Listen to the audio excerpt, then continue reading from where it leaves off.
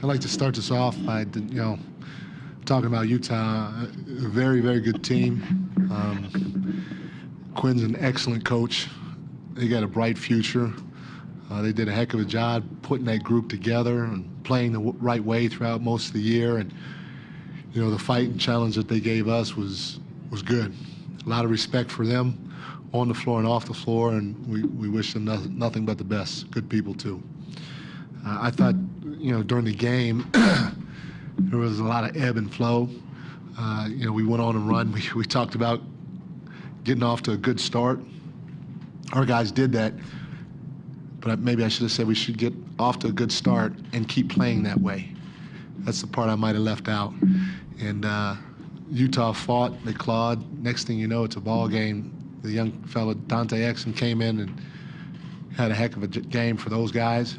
He got him back into it. His energy that he brought, the toughness, he wasn't afraid of the moment, helped them get back in the ball game. But I got to give our guys credit because they stayed with it.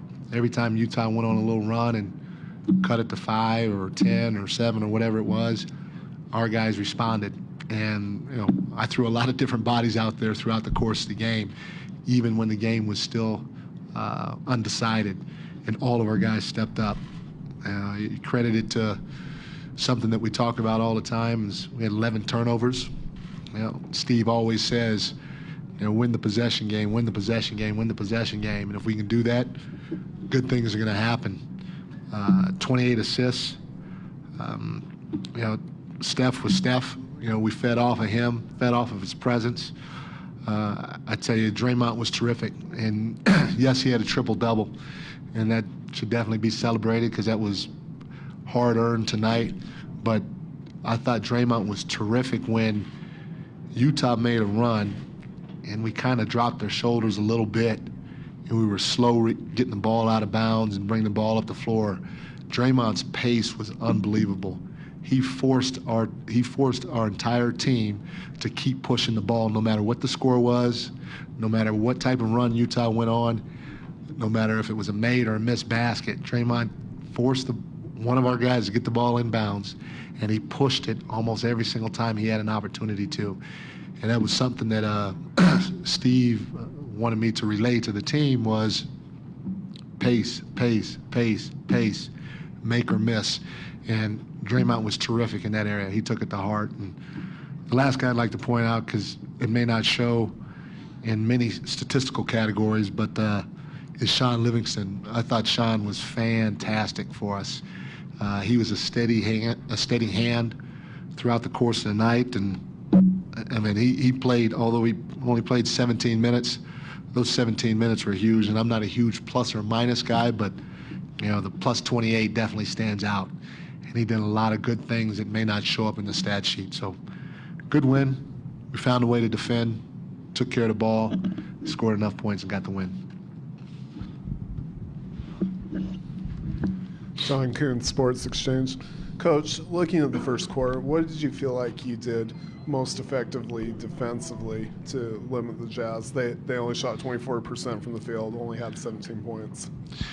I thought for the most part we were in tune with what our coverages needed to be, and one of the things that we kept telling our guys, we didn't want them to be comfortable offensively. We wanted to get up into them and force the issue. And you guys have obviously all played basketball on the playground, and you always hate when there's that one guy that's just up in your chest the whole game. You want to just swat him away, and if you don't want to swat him away, you're like, I'm going to drive by him and I'm going to go get a layup. And so that was our mentality going into the series. We wanted to try to make these guys as uncomfortable as possible throughout the course of the game and not necessarily let them get in the rhythm to execute their offense. And part of our deal was we were going to switch everything and not let them have an advantage when they play pick and roll or when they go into the post. And our guys did a phenomenal job doing that. What that usually makes your opponent do when you're switching everything and you're keeping bodies in front of the ball, they usually get into a one-on-one game. And that's tough for most teams to do for 48 minutes. So our guys were locked in defensively. And then offensively, I thought we moved that ball. We might have taken a couple of quick shots, but I thought the pace was there offensively, and I thought the ball was humming, and we took the right shots at the right time. Tim Kawakami, Mercury News. You maybe couldn't say so before, but is it important to you or significant that this team now has had back-to-back chances to sweep a team and has done it? Started off great in both games, obviously, like the game in Portland, and maybe looking at that team in Cleveland that has done the same thing? Yeah, I mean, not really looking at the team in Cleveland. You know, they're going to do it. They're going to do what they're going to do. But for us, I mean, we just want to try to go out, play the right way, and get better every series. And again, I hate to keep saying this, but it's something that Steve has talked about, and even some of our phone conversations that we've had. You know, he's always, harping on, hey, it's not just for this game.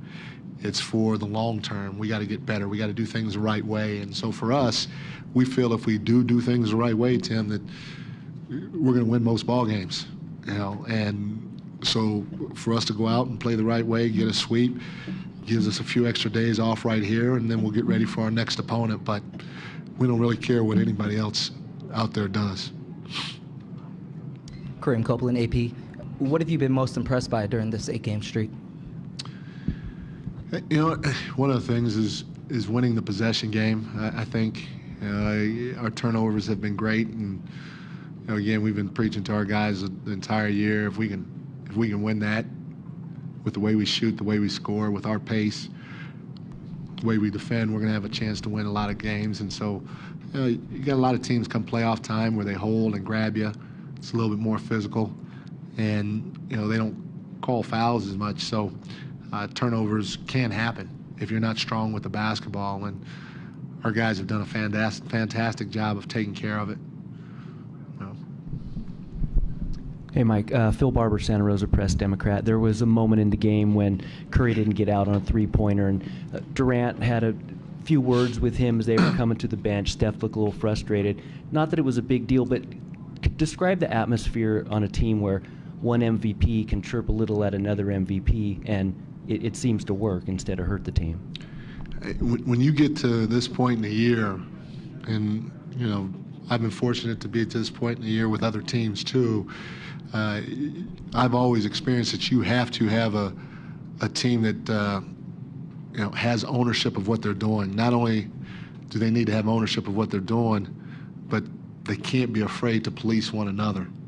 And our group does that. If somebody does something wrong, I don't have to say it half the time because somebody else is, whether it's Draymond, Katie in that instance, D. West, Andre. We have intelligent players on the team that all respect each other, and they all understand what needs to be done out there, coverage-wise, offensively, and they're not afraid to say it. And that's the culture that Steve's built here, and it's just good to be a part. Mike, obviously Steve built that culture, but what are some of the more quantifiable ways that Steve impacted this series without actually being here, like in terms of helping you along this process? A lot of times he helps with the messaging, and he's watching every single game, and so there are going to be some things that he sees out there that we may not see because he doesn't have the perspective that we do. We're in the locker room, we're going through it, and he's kind of sitting back and seeing it from a different viewpoint, and so he'll help us strategize with things, helped with the rotation. He just, whatever he sees, he shares, and for the neat part about it is, he always ends every conversation with, Mike, you're there, I'm not there, so these are just suggestions. You got to feel it, and you got to make the decision as to which direction you're going to go with the team.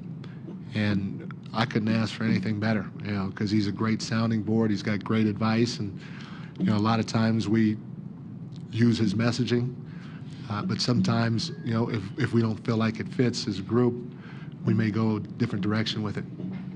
Great, thank you, Gordon Hayward. Thank you.